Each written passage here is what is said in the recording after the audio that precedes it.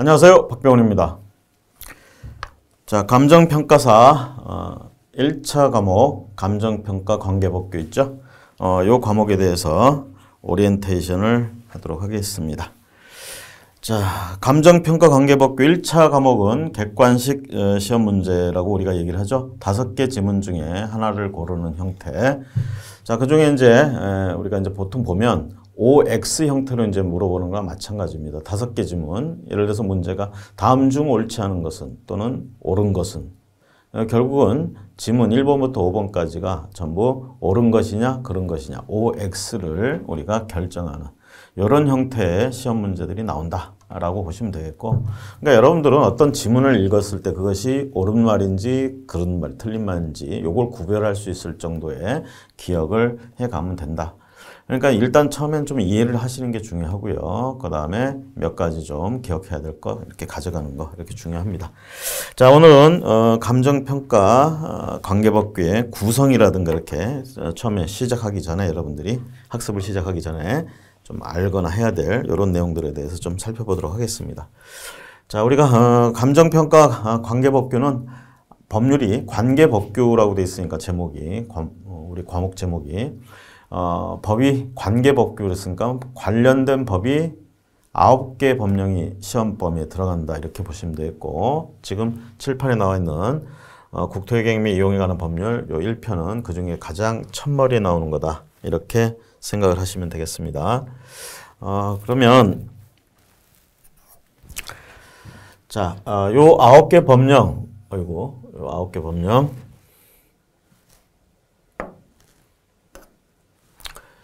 자, 9개 법령이 한마디로 얘기하면 요것만 있는 게 아니라는 거죠. 요거 포함해서 이제 9개 법령. 여기다 이제 보면 좀 줄여서 말씀드릴게요. 국계법 줄여서 여기 이제 하나 있고요. 그 다음에 나오는 게 감정평가사 및 감정평가 및 감정평가사에 관한 법률 여기 나오죠. 그 다음에 이제 부동산 가격 공시법, 부동산 가격 공시. 그 다음에 나오는 게 국유재산, 국유재산. 그 다음에 건축법. 그 다음에 이제 나오는 게 공시하는 법이죠. 그래서 공간정보법, 과거엔 지적법이라고 불렸죠, 우리가. 그 다음에 부동산 등기법. 그 다음에 동산 채권 등의 담보에 관한 법률, 그 다음에 도시 및 주거환경 정비법. 그래서 둘, 넷, 여섯, 여덟, 9개. 이렇게 우리 과목은 구성되어 있습니다. 자, 어쨌든 법률이기 때문에 법률, 우리 이런 거 법. 자, 이런 법은 입법부, 우리 국회에서 만들어 놓은 법.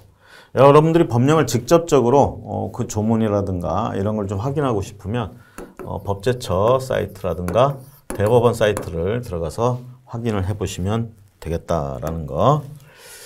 자, 그러면 요게 이제 시험 문제, 우리가 총 시험 문제는 40문제가 나온다 이거죠. 40문제. 40문제가 어떻게 구성되어 있느냐 이 얘기입니다.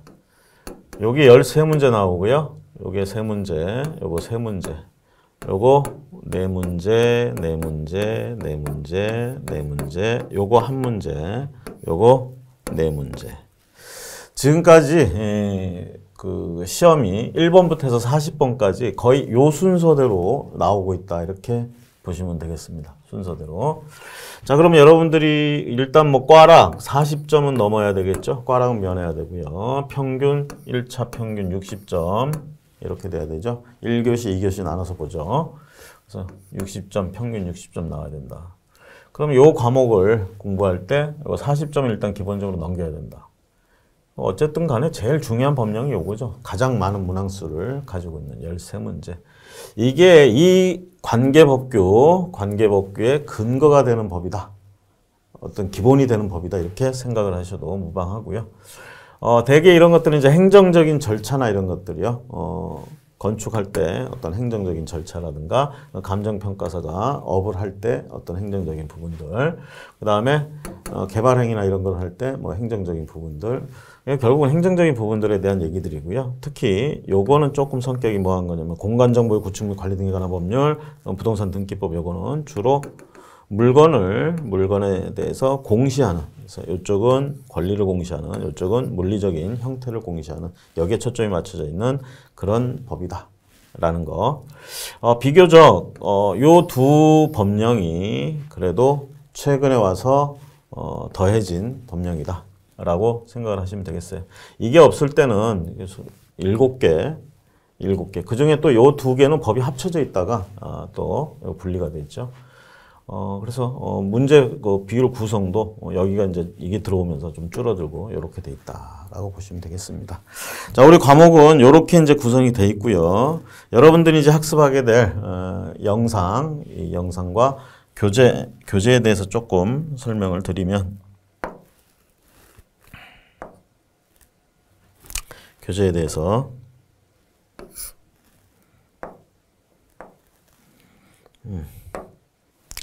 자, 교재에 대해서 좀 설명을 드리면요. 교재가 어떻게 구성되어 있느냐 이 얘기죠. 교재는 단순하게 얘기하면 내용하고 문제 이렇게 구성되어 있습니다. 이 문제는 이제 기출문제 위주로 해가지고 구성이 되어 있고요. 그 다음에 각 편마다 그렇죠? 편장마다 우리가 문제가 구성되어 있다. 교재 내용 이론. 그럼 이제 제가 요 전자칠판을 이용해서 계속 요 내용에 대해서 이제 쭉 설명해 갈 거고요. 문제풀이는 또 따로 우리가 전자칠판 이용해서 할 겁니다. 그럼 여러분들이 이 내용을 저랑 같이 영상을 통해서 공부를 하실 때 중점을 둬야 되는 게 뭐냐? 영상을 보는 것과 그 다음에 교재를 참고하는 거. 여러분들도 이 교재를 보시면 아시겠지만 굉장히 두꺼워요. 그렇죠? 두껍다 보니까 어떻게 돼요? 이걸 다 해야 되느냐? 도대체 어디서 시험이 나오냐? 그렇죠? 이거 너무 힘들다. 뭐 이럴 수 있는데 제가 일단은 내용에 있어서는 거의 빠지지 않고 좀 언급을 하고 가려고 합니다. 하지만 시간 관계상 전부 다 자세하게 할 수는 없죠. 그래서 어떤 부분은 조금 더 중점적으로 다루고 어떤 부분은 좀 등한시하고 넘어가는 경우가 있을 거예요. 그럼 여러분들은 영상을 보시면서 공부를 하실 때는 그 중점을 두고 좀 설명을 많이 한 부분들은 조금 더 신경을 써서 좀 열심히 보시는 게 좋고요. 그 다음에 문제를 푸실 때 문제 요거 학습을 하실 때는요. 영상을 먼저 시청하지 마시고 일단 먼저 시험장에 내가 와 있다. 그리고 내가 이걸 시험 문제를 푼다. 라는 생각으로 연습 삼아 한번 풀어보시고 그때 이제 맞다 틀리다가 중요한 게 아닙니다. 일단 맞느냐 틀리냐가 중요한 게 아니니까 일단은 시험장에서 내가 시험을 본다라는 그런 실전 연습처럼 문제를 직접 풀어보시고 이제 영상을 진도에 맞춰서 보시는 게 아무래도 공부를 하는데 효율적이다 이렇게 보시고요. 정말 중요한 거 이 내용을 가지고 열심히 공부해 봐야 요거 안 돼 있으면 요 연습이 안 돼 있으면 여러분들이 시험장 가서 여러분들이 시험장에서 시험을 볼 때 대개 한 문제당 1분 안에 풀게끔 시간이 배정이 돼 있습니다. 그러다 보니까 문제 푸는 연습 아무리 이해를 잘하고 머릿속에 잘 체계적으로 담아갔어도 이 연습이 안 돼 있으면 그 시간 안에 그 문제를 탁탁탁 풀어나가기 힘들어요.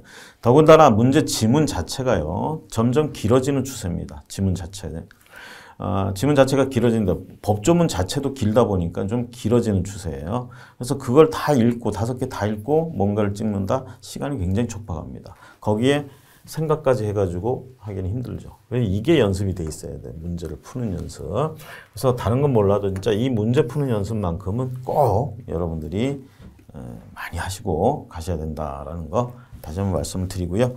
그래서 공부를 하실 때 일단 내용 그리고 문제는 직접 해보고 하는 이런 연습을 반복적으로 하시고요.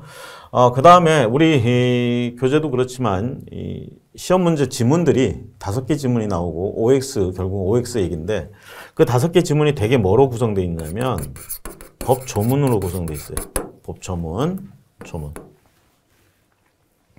우리가 법학을 공부할 때는 법조문하고 이론하고 그 다음 판례 이렇게 세 세 가지를 중점적으로 다루는데 우리 시험에서는 대개 이건 별로 신경을 안 씁니다. 이론적인 거. 그리고 요거 우리 과목에서는 그리고 판례도 그닥 많이 언급하지 않아요. 이쪽에서는 굉장히 중요한 게 이겁니다. 그래서 어떤 의미에서 보면 좀 극단적으로 얘기하자면 40문제 전부 다 법조문으로 구성되어 있다. 이렇게 보셔도 되고요. 그 다음에 과거에는 아주 예전에는요. 시험 문제가 굉장히 짧게 그러니까 지문에 단어가 이렇게 주어지는 그래서 한눈에 딱 5개 지문이 다 보이는 이런 식의 문제들이 있었어요. 근데 지금은 거의 찾아보기 힘듭니다.